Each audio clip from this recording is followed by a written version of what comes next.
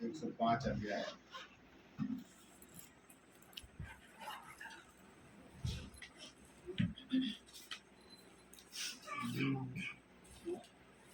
भजन 105 और 17 से लेके 22 तक।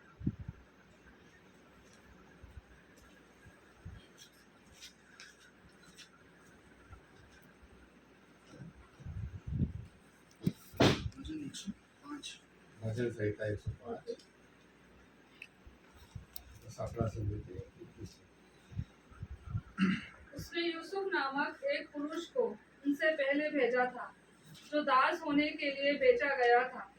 लोगों ने उसके पैरों में बेड़ियां डालकर उसे दुख दिया। वह लोहे की सलाखों से जकड़ा गया, जब तक कि उसकी बात पूरी ना हुई। तब तक यहोवा का वचन उसे कसौटी पर कसता रहा। तब राजा ने दूत भेजकर उसे निकलवा लिया, और देश देश के लोगों के स्वामी ने उसके बंधन खुलवाए। उसने उसको अपने भवन का प्रधान और अपनी पूरी संपत्ति का अधिकारी ठहराया। आइए हम लोग प्रार्थना करेंगे। हम लोग अपनी आंखें बंद करें। प्रभु, एक बार फिर से हम आपकी हुजूरी में आते हैं। प्रभु, इस परिवार के लिए हम धन्यवाद देते हैं खुदावन कि आपके लोगों का आदर किया है। खुदा, उसका एक बड़ा प्रतिफल ये अपने जीवन, अपने परिवार में देखने पाए। और खुदावंद, इन वचनों के द्वारा प्रभु जो भी थोड़ी देर हम सीखते हैं, पवित्र आत्मा आप हमें बोले, बताएं। और खुदावंद, हमसे बेहतर आप जानते हैं खुदा कि प्रभु कौन से मौसम में कौन सा बीज कौन से खेतों में प्रभु बोना है। राजा प्रभु, आप स्वतंत्र हैं खुदावंद, जैसा आपको लगता है पिता आप वैसा काम करें। और हम तमाम लोग प्रभु इन वचनों के द्वारा आशीषित हों। और खुदावंद, हम हमारा मन, हमारी बुद्धि, हमारा दिल उन वचनों को सुनने, उसको समझने और उसको जीवन में कैसे अप्लाई करके चलना है, खुदावंद वो समझ भी खोलना। राजा पवित्र आत्मा, इस पूरे घर पर हम आशीष कल्याण की घोषणा करते हैं। बात तेरा आत्मा प्रभु हमारे बीच में मंड रहा है। और खुदावंद, आप वचनों के द्वारा तोड़े और बनाए। यीशु मसीह के नाम से मांगते। भजन संहिता की किताब, उसका जब हमने 105वां अध्याय 17 से लेके 21 तक हमने पढ़ा। परमेश्वर के दिल में हर एक व्यक्ति के लिए कुछ सोच पाई जाती है। बहुत कम लोग हैं जो परमेश्वर के दिल को, उसकी बुद्धि को, उसकी सोच को समझ पाते हैं। क्योंकि जब तक हम परमेश्वर से जुड़ेंगे नहीं, एक संगति में नहीं आएंगे, जब तक खुदा को हम जानने के लिए अपने मन को हम तैयार नहीं करेंगे, परमेश्वर कभी ऐसे लोगों पर अपना दिल, अपना भेद प्रकट नहीं करता जो उससे दूरी बनाता है। लेकिन परमेश्वर उन व्यक्ति पर अपना दिल खोलता है, उन लोगों पर अपनी बातें प्रकट करता है जो परमेश्वर से सीखना चाहते हैं और परमेश्वर से जुड़ना चाहते हैं। हम बहुत से लोगों के साथ उठते बैठते हैं कलीसिया में, घर परिवार में, लेकिन कई बार हम लोगों को नहीं समझ पाते कि व्यक्ति किस मन का है, किस बुद्धि का है, किस सोच का है। तो जब हम किसी व्यक्ति के साथ उठते हैं, बैठते हैं और उसको पूर्ण रीति से नहीं समझ पाते, तो परमेश्वर जो सारी आत्माओं का पिता है, उसको हम अपने छोटे से जीवन काल में अगर हम उसे समझने की कोशिश करें तो बड़ा मुश्किल है। लेकिन परमेश्वर के पास अच्छी चीज ये है कि आप उससे जो चाहे मांग सकते हो। हम सब मांगते हैं, लेकिन हमारे दिल में एक चाहत भी होना चाहिए कि खुदा, मैं तुझे समझना चाहता हूं कि तू है कैसा। मैं तुझे जानना चाहता हूं कि तू कैसे मन का है, कैसी समझ का है, कैसी परिस्थितियों में कैसा काम करता है। हमारी सोच उस लेवल में नहीं जा पाती कि हम परमेश्वर से कुछ बातों को उसके द्वारा ही सीख सके, समझ सके। हमारी प्रार्थनाएं भी ना, कई बार हमारी प्रार्थनाएं एक राशन की दुकान के जैसे रहती है, हम लिस्ट थमा देते हैं प्रभु को, फिर टिक लगाते जाते हैं, हाँ प्रभु ये दे दिए, ये दे दिए। ठीक है, उसमें भी कोई बुरी बात नहीं, मांगना चाहिए। पर प्रार्थनाओं के अलावा एक और चीज है कि हम उस लेवल में चले जाएं कि हम प्रभु को समझने लग जाएं कि हमारे घर में यदि ये परिस्थिति चल रही है तो इसके पीछे रीजन ये है, खुदा इसके पीछे ये काम करना मांग रहा है। हमने प्रार्थना नहीं किया, हमने प्रभु से पूछा नहीं, हमने किसी से प्रार्थना नहीं करवाया, लेकिन घर में, ऑफिस में, अपने चर्च में कहीं भी कुछ यदि गड़बड़ हो रहा है तो प्रभु के साथ संगति करके हम अपने आप को उस लेवल में लेके चले जाते हैं, या प्रभु हमें उस लेवल में लेके चला जाता है कि हम समझने लग जाते हैं कि इस परिस्थिति के पीछे परमेश्वर क्या काम करना मांग रहा है। यूसुफ को गड्ढे में डाल दिया गया। अब गड्ढे में डाल दिया गया और हम पूरी कहानी जानते हैं कि उसके साथ क्या क्या क्या क्या होता गया। लेकिन आप सोचिए, क्या यूसुफ इस बात को समझ पा रहा था कि मैं गड्ढे में हूं, मैं बिन्यामीनी में मुझे बेच दिया गया, मुझे पोतीफर के यहां गुलाम बना दिया गया, व्यभिचार का आरोप लगा दिया गया, 2 साल की जेल, मतलब यहां तक का समय, क्या यूसुफ इस बात को समझ पा रहा होगा कि परमेश्वर की मेरे लिए क्या योजना है, परमेश्वर क्या मेरे जीवन में चाह रहा है? आज यदि मैं गड्ढे में हूं तो इसके पीछे मेरे भाइयों का हाथ है या मेरे परमेश्वर का हाथ है। मैं जेल में हूं, मैं व्यभिचार के दोष में हूं, मैं हर परिस्थिति में हूं, तो आपको यूसुफ को अपने अपने माइंड में रखना पड़ेगा। क्या यूसुफ इस बात को समझ पा रहा था कि परमेश्वर, ये जो परिस्थितियां मेरे जीवन में निर्मित हो रही है, इसके पीछे परमेश्वर की क्या योजना है? जो समझ जाता है कि इस परिस्थिति के पीछे परमेश्वर की एक भली योजना है ना, वो विषम परिस्थिति में ना उसका दिल बेचैन नहीं होता, वो परेशान नहीं होता, वो अशांत नहीं होता, क्योंकि उसे मालूम है अंतफल अच्छा है। यूसुफ के जीवन में आप उठा के देख लीजिए, कहीं भी नहीं लिखा कि उसने बुड़बुड़ाया, कहीं नहीं लिखा कि उसने बुड़बुड़ाया, कहीं परमेश्वर पे दोष नहीं लगाया कि प्रभु गड्ढा है, गड्ढे के बाद दर्शन तो आपने बड़ा अच्छा दिखाया। लेकिन अब क्या प्रभु, ये क्या चीजें होते जा रही है मेरे साथ कि लगातार एक के बाद एक के बाद एक के बाद एक मुसीबत आ रही है। दर्शन क्या था मालूम? एक दर्शन था कि 11 पूले यूसुफ के सामने क्या कर रहे हैं? झुक रहे हैं। 11 पूले, गिनती के 11 पूले जो उसके भाई को दर्शाते हैं। ठीक है, इसके नीचे आएंगे, नीचे में क्या लिखा हुआ है? आकाश के तारे, सूर्य, चंद्रमा। तारे लिखा है कि 11 तारे लिखा है? जल्दी, इतना टाइम ही लग रहा है, 41 हुआ है, 41 नहीं है मेरे ख्याल।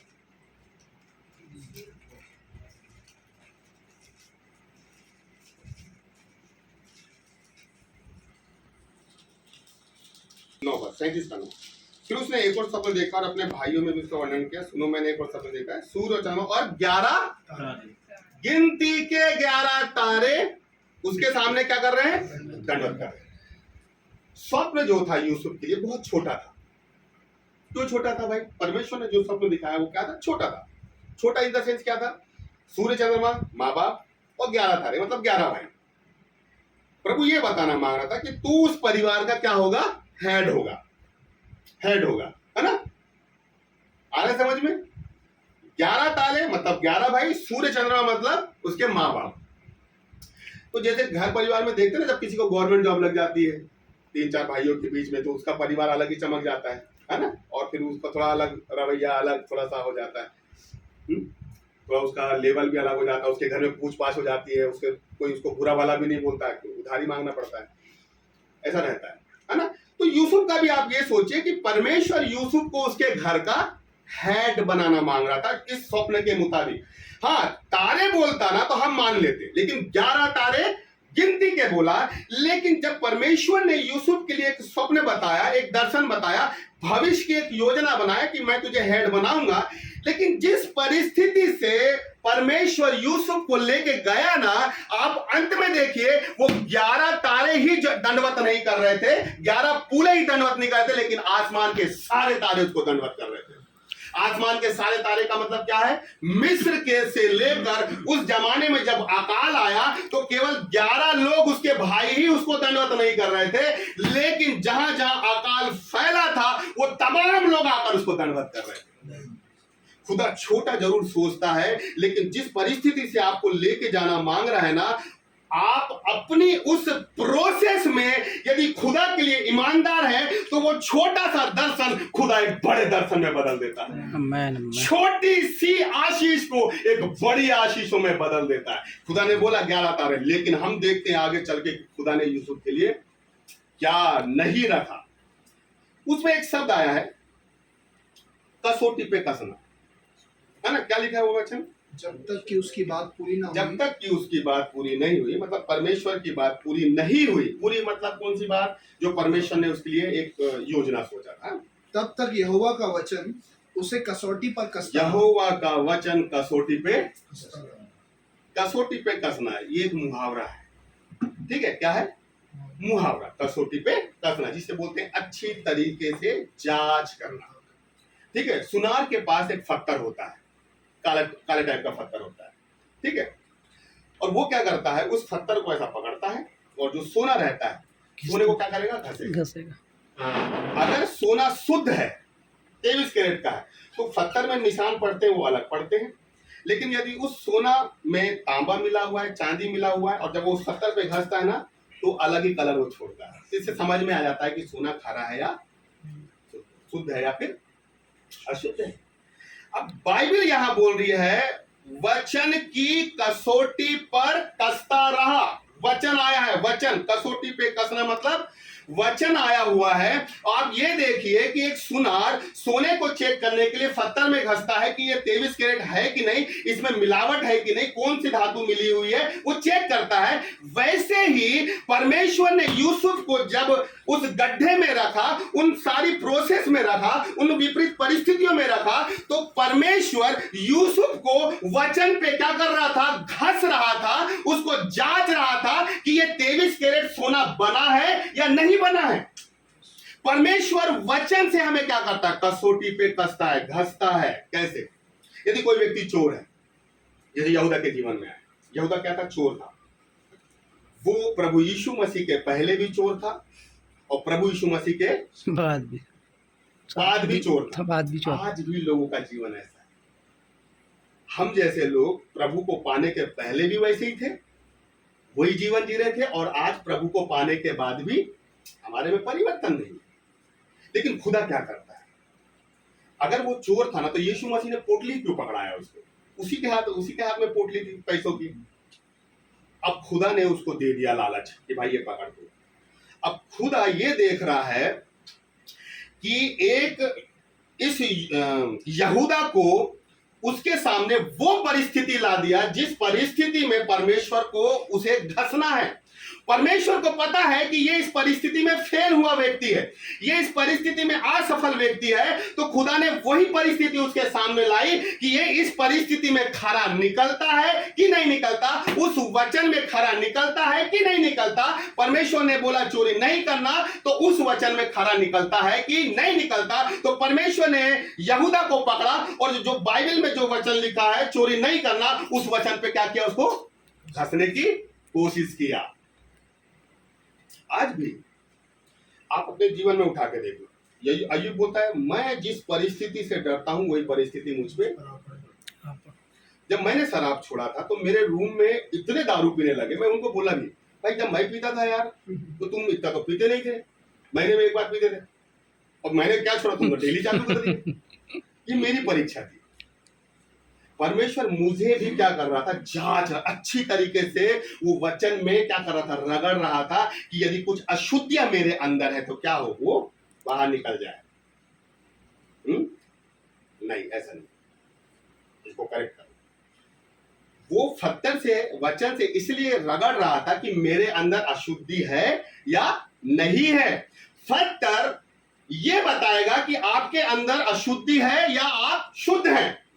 वचन आपको यह बताएगा कि आपके अंदर मिलावट है या नहीं है। जब परमेश्वर हमें देख लेता है पत्थर पे रगड़ के, वचन पे रगड़ के कि यार ये व्यक्ति अभी अशुद्ध है, इसके बाद फिर वो हमें क्या करता है? आग में डालता है ताकि हमारी अशुद्धियां क्या हो? दूर हो जाए। खुदा ने यूसुफ को उस परिस्थिति में रख दिया और वचन से उसे जांचने की कोशिश कर रहा है कि ये इस परिस्थिति में इस वचन के अनुसार ईमानदार है कि नहीं। वो पास निकला, फिर दूसरी परिस्थिति में लाया और खुदा ने फिर देखने की कोशिश किया कि इस परिस्थिति में ईमानदार है कि नहीं। वो उसमें भी पास निकला और सबसे लास्ट वाली परीक्षा थी व्यभिचार की। व्यभिचार जो सबसे बड़ा पाप है। और लेकिन परमेश्वर के अनुग्रह से उसने उस चीज को भी क्या किया, जीत पाया। उसको मालूम था कि मेरे लिए खुदा ने जो मुझे स्टार्टिंग पॉइंट में एक बड़ा प्रतिफल, एक बड़ी योजना मेरे लिए बना के रखा है और यही वो प्रोसेस है जिसके माध्यम से मेरा अंत फल अच्छा है। मुझे इस प्रोसेस को बिगाड़ना नहीं है, इस प्रोसेस को खराब नहीं करना है, लेकिन ये प्रोसेस मुझे जैसे जैसे इस प्रोसेस से मेरे को लेके खुदा लेके जाना मांग रहा है, मैं वैसा ही लेके जाऊंगा। और हम जानते हैं कि अंत फल उसका कितना बढ़िया था। हम लोगों के साथ क्या दिक्कत है, हम जब परिस्थितियों में पड़ते हैं ना तो हम समझ नहीं पाते कि इस परिस्थिति में हमें फेस कैसा करना है, इस परिस्थिति से लड़ना है। देखो बाइबल क्या है, एक जगह बोलती है बाइबल शांत रहने में ही और लौट आने में ही तुम्हारी भलाई है, लेकिन एक तरफ परमेश्वर ये भी बोलता है युद्ध करो, तुम्हें लड़ना है।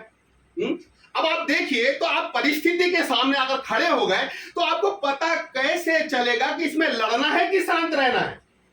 जब तक आप परमेश्वर के दिल को, उसकी कल्पना को नहीं समझेंगे, आप नहीं समझ सकते कि इस परिस्थिति में। और यही दिक्कत है आज हमारे घर में, यही दिक्कत है कि जहां हमें शांत रहना चाहिए वहां लड़ लेते हैं और जहां लड़ना चाहिए वहां शांत बैठ जाते हैं।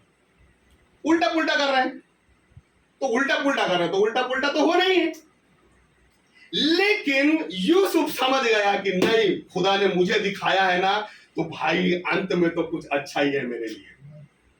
जब हम खुदा की कल्पना को समझ जाते हैं ना तो फिर हम परेशान नहीं होते, हैरान नहीं होते। तो हमारी कोशिश यही होना चाहिए कि खुदा के दिल को हम समझने की कोशिश करें, क्योंकि जब खुदा के दिल को हम समझ जाते हैं ना तो दाऊद इसलिए तो बोलता है मैं घोर अंधकार की वादियों से, पता है दाऊद को मैं गुजरूंगा भी ना, मेरा कोई कुछ नहीं बिगाड़ सकता।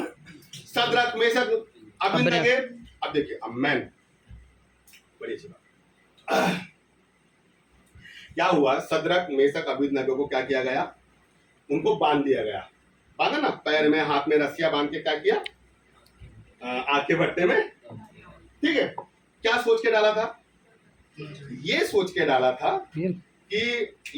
डाला था कि ये लोग क्या होंगे, जल के मर जाएंगे। और ये भाग भी ना पाए करके इनको क्या किया था, हाथ और पैर में रस्सियां बांध दिया था। मेरे प्रियो, लेकिन जैसे ही इन्हें आग के भट्टे में डाला गया ना तो उनके जूते, उनके मोजे कुछ नहीं डले, कुछ नहीं जले, लेकिन जो रस्सियां बांधी गई थी ना वो जल गई।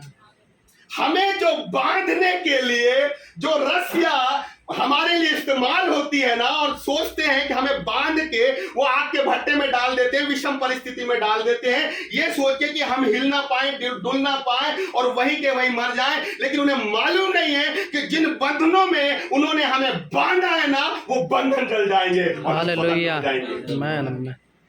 खुदा हमें स्वतंत्र करने वाला परमेश्वर है। अगर आज हमारे जीवन में बंधन है तो आज हम विश्वास करते हैं कि ये जो परिस्थितियां हमारे घर, हमारे जीवन में निर्मित हुई है ना, वो इसलिए निर्मित हुई है कि हमारे जीवन के बंधन जल जाए, हम नहीं जले। ये खुदा की सोच है। जब किसी व्यक्ति के जीवन में उसको ये प्लानिंग योजना का एक खुदा का दिल समझ में आ जाता है ना कि यार ये जो आग जैसी परिस्थितियां घर में चल रही है और हम बुझाने की कोशिश कर रहे हैं और आग और धधक रही है, आप समझ जाओ ये मुझे जलाने के लिए नहीं आई है, लेकिन लोगों ने जो मुझे बांध कर जलाने की कोशिश की है ना, ये उस बंधन को जलाने के लिए आई है। हालेलुया। तो अब यदि मेरे पास ये प्रकाशन है और आज मेरे घर में कुछ ऐसा हो रहा है तो मैं क्या करूंगा, परेशान रहूंगा या आधा किलो चिकन लाके घर में सब्जी बनाऊंगा? मैं खुश रहूंगा यार, मेरे पास प्रकाशन है। मैं समझ गया कि ये आग मेरे जीवन में क्यों लगी है। मुझे खुदा का दिल समझ में आ गया कि बेटा ये आग इसलिए लगी है कि तू ना जले, तेरे घर के लोग ना जले, लेकिन तेरे को जिन लोगों ने रस्सियों से बांधा है ना, वो रस्सियां बंधी वो जल जाए। हालेलुया। हमें खुदा के दिल को समझना। जब तक हम खुदा के दिल को नहीं समझेंगे ना, हम परिस्थितियों में, विषम परिस्थितियों में ऐसे ही हैरान परेशान रहेंगे। आप देखो कितने लोग हैं जो लगातार प्रार्थना करवाते हैं, लेकिन उनके जीवन में आज भी कोई ऐसा चेंज नहीं है ना। अब देखिए थोड़ा सा और आगे बढ़ लेंगे, इसी के आगे देखिए बड़ी अच्छी चीज लिखी हुई है। तब राजा ने दूत भेजकर उसे निकलवा लिया और देश के लोगों के स्वामी ने उसके, अब देखिए बाइबल क्या कह रही है, राजा ने दूत भेजकर उसको निकलवा लिया और देश देश के लोगों के स्वामी ने, बांधा किसने था? राजा के सिपाही लोग। फिरौन ने, मिस्र के राजा ने, मिस्र। ठीक है, एक राजा ने बांधा था, है ना। पोतीफर ने उसको जेल में डाल दिया, ठीक है। हम ये कह सकते हैं कि भाई राजा ने, मतलब वहां के राजा ने, फिरौन ने यूसुफ को कहा जंजीरों में जकड़वा दिया। लेकिन उसके नीचे क्या लिखा है उसके नीचे देखो, उसके नीचे ये लिखा है, देश देश के लोगों के स्वामी ने, बांधा एक ने लेकिन खुलवा बहुत रहे हैं। बांधा एक ने लेकिन खुलवा बहुत रहे हैं। इसका मतलब ये है, हमको कोई भी एक व्यक्ति बांधने की कोशिश करेगा, एक व्यक्ति जकड़ने की कोशिश करेगा, एक समस्या हमें जंजीरों में बांधने की कोशिश करेगी। लेकिन यदि आप खुदा में ईमानदार हैं और खुदा के दिल को आप समझ रहे हैं ना, एक व्यक्ति बांधने की कोशिश करेगा लेकिन खुदा हजारों लोगों के द्वारा आपकी जंजीरों को खुलवा देगा। हालेलुया। हजारों लोगों के द्वारा। अब मैं ये सोचता हूँ, यूसुफ लेटा हुआ है, जंजीरों में जकड़ा हुआ है जेल में, और उसके पास कई लोग आए जंजीरें खोलने। सोचो, इमेजिन करो, भाई साहब लेटे हुए हैं बढ़िया, कोई पैर की जंजीरें खोल रहा है, कोई हाथ की, कोई गले की, जैसे कोई लेटता है और कैसे कोई पाँव दबाते हैं। यूसुफ आराम से लेटा है और बाकायदा देश देश के लोगों ने, देश देश के राजाओं के लोगों ने यूसुफ के पास लोगों को भेजा और वो उसकी जंजीरें। अब कल्पना करें, एक व्यक्ति बड़े आराम से लेटा है, लोग आ रहे हैं उसके पास और उसके बंधन खुल जा रहा है। आप खुदा के दिल को समझ रहे हैं ना, किसी भी जंजीर में क्यों ना हो, किसी भी बंधन में क्यों ना हो, आप लेटे रहेंगे और लोग खुद आकर आपकी जंजीरों को खोलेंगे। लोग खुद आएंगे। हमारे घर में जिसने आग लगाया है, हमारे जीवन में जिसने आग लगाया है, जिसे हम, कई लोगों ने जो हमें जंजीरों में बांधा है ना, आप खुदा के दिल को समझना की कोशिश करना, वो लोग खुद आएंगे और खुद बोलेंगे यार हमसे गलती हो गई भाई, इसके तो जंजीरें खोलो। ये हमारा खुदा है यार, मजाक थोड़ी है। बस हमें समझना है कि यूसुफ 2 साल जेल में रहा। अरे साहब, लेकिन वो भी किस सजा? ऐसी सजा जो उसने पाप नहीं किया, फिर भी आराम से बेचारा। सोचो, अंतिम पॉइंट में है वो, लेकिन अंतिम पॉइंट में भी उसका दर्शन अभी भी बना हुआ है उसके दिमाग में कि नहीं, मेरे परमेश्वर ने मुझसे वादा किया है और वो मनुष्य नहीं है कि वो झूठ बोलता है। उसने किया है मेरे लिए और उसे पता है कि ये मेरी अंतिम स्टेज है। और जब दर्शन देखा और जब हम जानते हैं कि उसको कैसे खुलवाया गया और एकदम से उसके लिए प्रधानमंत्री का पद तैयार था। खुदा के दिल को समझने की कोशिश करें। खुदा आपको कब यहां से यहां लेके चला जाएगा ना, आप देखते रह जाएंगे। पलक झपकने में जितना टाइम लगता है, उतने देर में खुदा आपको कहां से कहां लेके जाएगा आप देख नहीं सकते, आप समझ नहीं सकते। बस आपको समझना है कि ये जो परिस्थिति मेरे जीवन में चल रही है ना, इसके पीछे कुछ कारण है, इसके पीछे परमेश्वर का दिल है, इसके पीछे परमेश्वर की योजना है, इसके पीछे कुछ ना कुछ तो है जो खुदा ने मेरे लिए सोच के रखा है। एक व्यक्ति आपके लिए नुकसान करने के लिए आएगा, लेकिन खुदा 50 लोगों को आपके लिए खड़ा कर देगा। एक व्यक्ति ने बांधा, लेकिन कई लोगों ने उसके जंजीरों को खुलवाया। आप विश्वास करें और ये बात आप अपने जहन में डाल लें कि एक व्यक्ति मेरे विरोध में खड़ा है, हमारे परिवार के विरोध में खड़ा है कि वो जंजीरों से जकड़े, लेकिन उस तरफ दूसरा प्रकाशन भी होना चाहिए कि उसके तरफ यदि एक व्यक्ति अच्छा पावरफुल है और बहुत से जंजीरों से हमें जकड़ने की कोशिश कर रहा है, तो मेरे पास भी खुदा है जो उसका तोड़ 50 लोगों में निपटा देगा। देखिए अंतिम बात है, इधर आइए, फिर क्या लिखा है?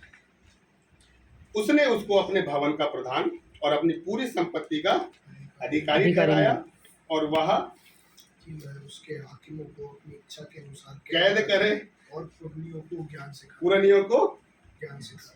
पहली चीज, अब देखिए अब खुदा कैसे काम कर रहा है। प्रधानमंत्री बना दिया तो प्रधानमंत्री के बाद क्या चीज मिली उसको? उसको मिली अपने भवन का प्रधान, मतलब फिरौन के जो भवन था उसका प्रधान और उसके नीचे का पूरी संपत्ति पूरी। अब आप कल्पना करें कि पहले संपत्ति कितनी थी? ये अकाल का भी अकाल स्टार्ट नहीं हुआ है ना, अभी तो ये दर्शन बताया है। तो फिरौन की संपत्ति जितनी भी थी उसका क्या किया उसने? उसको। लेकिन जैसे ही 7 साल अकाल का था और जब लोग आते जा रहे थे, कोई अपनी भेड़, कोई अपनी बकरी, कोई अपना गाय, कोई अपना घर, धीरे धीरे 7 साल क्या कर रहे थे? उसको गिरवी रख रहे थे, देते जा रहे थे, देते। पूरे नगर, पूरे राज्य के लोग, देश देश के लोग आके कुछ कुछ वस्तु उसे दे रहे थे और उसके बदले में चावल।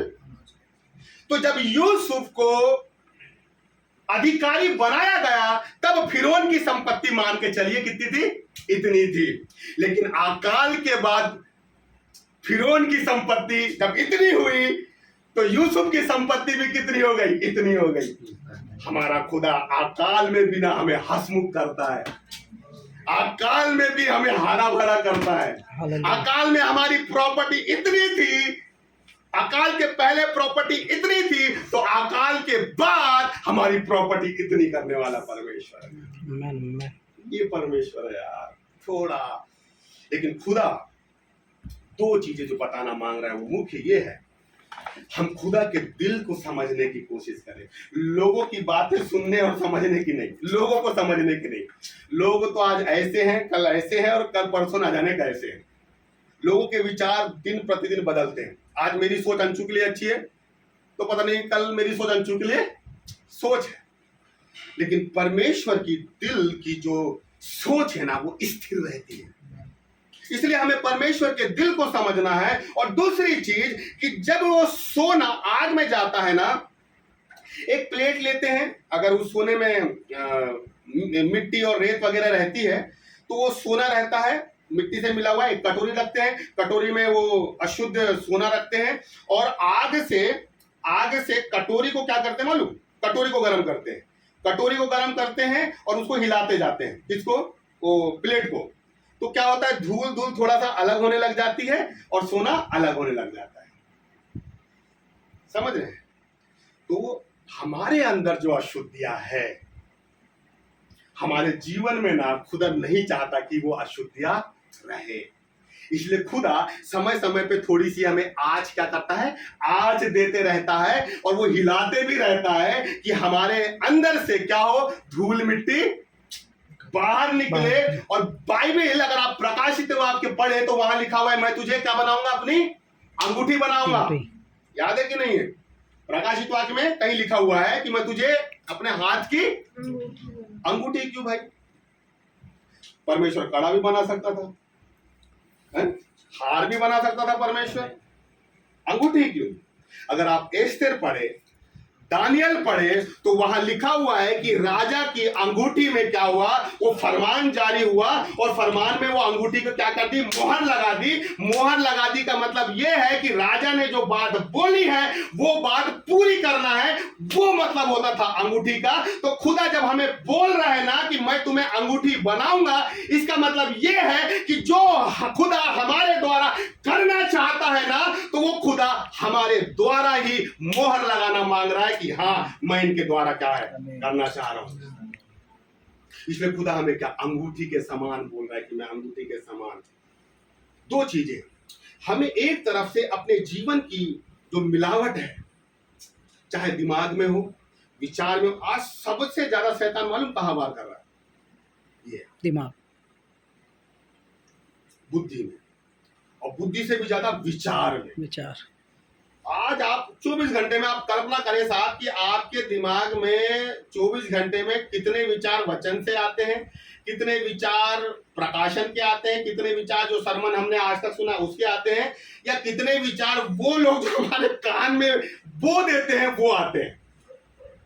आज दिक्कत ये है कि हम अपनों से ज्यादा लोगों के बातों पर विश्वास करते हैं, और वो लोग जो हमारे कान में बो देते हैं ना, हम उनकी बात पे विश्वास करके उस बात पे क्या करते हैं, मनन करने लग जाते हैं, और जो बातें है ही नहीं उसकी सोच सोच के हम एक विचारधारा बना लेते हैं, और वो विचारधारा हमारे शरीर में दिखने लग जाती है, और हम मिलावटी बन जाते हैं, हम अशुद्ध बन जाते हैं। और जहां आप मिलावटी बने तो खुदा फिर क्या करेगा, फिर आज देना चालू करेगा। अगर आपको आज नहीं चाहिए तो अपने विवेक को क्या करो, पवित्र रखो। खास तौर से दूसरों की बातें, शैतान की बातें अपने दिमाग में, अपने विवेक में आने से रोको। इसलिए बार बार बाइबल कहती है, यहोशू 1:8 में लिखा है ना, मैं दिन रात क्या करता हूं, मैं मनन करता हूं। मनन क्यों? मनन का मतलब इसलिए है कि दिन रात आप मनन करेंगे, मनन करेंगे, मनन करेंगे ना, शैतान वो बीज डालेगा भी ना, तो वो वचन क्या करेगा, वो वचन उसको फलवंत नहीं होने देगा, क्योंकि आप वही सोच रहे हो। खुदा ने सारी चीज हमें दे के रखा है, लेकिन हम खुदा के दिल को नहीं समझ पा रहे हैं, जिसके चलते आज हम बहुत सी परिस्थितियों से जूझ रहे हैं। लेकिन खुदा बोल रहा है, एक तरफ से अपनी मिलावट क्या करो, मिलावट को खत्म करो, और दूसरी तरफ खुदा के दिल को समझो कि आप जब खुदा के दिल को समझेंगे, आपके लाइफ में कैसी भी समस्या क्यों ना हो, किसी भी हालातों से क्यों ना गुजर रहे हो, कोई भी परिस्थिति, चाहे आर्थिक तंगी क्यों ना हो। मैं एक समय में, जब मैं 12वीं क्लास में था, मेरे घर की स्थिति इतनी खराब थी कि मैंने ये सोचा था कि मैं अपनी किडनी बेच दूंगा, और मैं पेपर इश्तिहार देखता था कि किसी को किडनी की जरूरत हो तो मैं किडनी बेच दूं अपनी, कुछ तो पैसा मिले। ये हालत थी मेरे घर की। 12वीं क्लास का बच्चा, ये सोचता था मैं, लेकिन मेरा खुदा मेरे से ज्यादा सोचता था। हमारा खुदा हमसे कई गुना बेहतर सोचने वाला है। लेकिन हमें चाहिए कि खुदा ने वहां से निकाला और एक प्रोसेस में रखा, एक प्रोसेस में उसने जांचा, परखा, मुझे घसा वचन में। हमें घस रहा है खुदा कि आज भी हम वचन में ईमानदार हैं या नहीं है। आज कई वचन ऐसे हैं, जब खुदा उस वचन में हमें घसता है ना, तो वो वचन में हम सक्सेस नहीं मिलते। अगर बाइबल बोलती है कि अपने मुंह से कुछ भी गलत शब्द नहीं निकालो, और प्रभु ने हमें अगर उस वचन में रगड़ा, तो हम क्या होंगे, हम असफल हो जाएंगे। मतलब हम मिलावटी हैं। उस वचन में क्या है, हम मिलावटी हैं। लेकिन खुदा ये चाहता है कि जब वो हमें वचन में, कोई भी बाइबल का कोई भी वचन में जब वो हमें घिसे या अच्छी तरह जांचे, तो हम कैसे निकले, खरे निकले।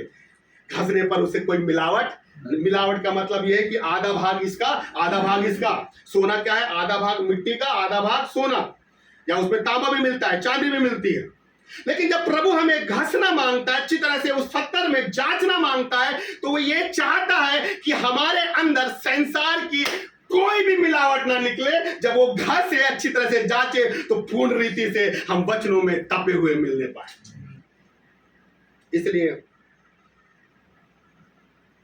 जैसे यूसुफ जब समझ गया, मेरे पीछे खुदा ने मेरा जो स्टार्टिंग पॉइंट है बहुत अच्छा दिया है, और वो स्टार्टिंग पॉइंट को पकड़ के धारा के बहाव में बहता चला गया मेरे प्रिय। उसने कहीं भी ना अपोज नहीं किया परमेश्वर का कि मेरे साथ क्यों, ऐसा क्यों, वैसा क्यों, अरे ऐसा वैसा, या फोन लगा रहे हैं किसी को, ये कर रहे हो, कुछ नहीं। स्टार्टिंग पॉइंट जो खुदा ने उसे दिया, उसने उस स्टार्टिंग पॉइंट को पकड़ के रखा, और जैसे जैसे समस्या उसको जिस दिशा में मोड़ते जा रही थी, वो मुड़ते जा रहा था। जिस दिशा में जा रहा बहाव, समस्या जिस बहाव में लेके जा रही थी, वो उस बहाव में जा रही थी, और ये समस्या के बहाव में ही खुदा ने उसे प्रधानमंत्री बनाया। अगर आज हमारे जीवन में वो समस्या का बहाव हमें कई विपरीत दिशाओं से होता हुआ लेके जा रहा है ना, विश्वास करें, अंतफल बहुत अच्छी जगह आके खुलने वाली है।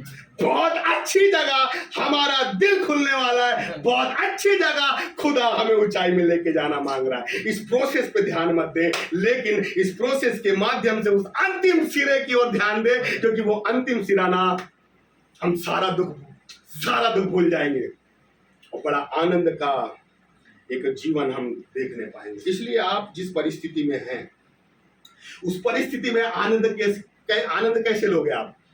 उस परिस्थिति में, जिस परिस्थिति में हम हैं, जिस परिस्थिति में लोगों ने हमें बांध दिया है, जिस परिस्थिति में लोगों ने आग लगा दिया है, जिस परिस्थिति में हमें जंजीरों में जकड़ दिया है, जिस परिस्थिति में हम ना जाने समझ में नहीं आ रहा हम कैसे हैं कैसे, लेकिन इस परिस्थिति में रहकर आप उस अंत के, उस योजना के खत्म होने का इंतजार करें कि वो अंत फल मेरे लिए बहुत अच्छा है, तो ये जो परिस्थिति, जो विषम परिस्थिति है ना, ये आपको आनंद देने लग जाएगी। इस परिस्थिति में आप आनंदित हो जाएंगे और आप बोलेंगे अरे ठीक है बस प्रभु जल्दी से निकाल दो यहां से, देखो वहां जाना है। ये प्रकाशन हमारे जीवन में होना चाहिए। यही प्रकाशन हमें समस्या में क्या करता है, आनंदित होना सिखाता है। यूसुफ के लिए इतनी गजब की चीजें हैं कि वो पूरी परिस्थितियों में केवल अपने आप को उस दुखों के बहाव में छोड़ दिया और दुख उसको लेके जा रहा है, लेके जा रहा है, लेके जा रहा है। और यही चीज हम दाऊद के जीवन में देखते हैं कि दाऊद ने भी यूसुफ के समान दाऊद ने भी क्या किया, दाऊद ने भी अपने आप को परिस्थिति में छोड़ दिया। आप देख लो दाऊद ने भी कहीं कुड़कुड़ाया नहीं, कहीं कुछ नहीं बोला।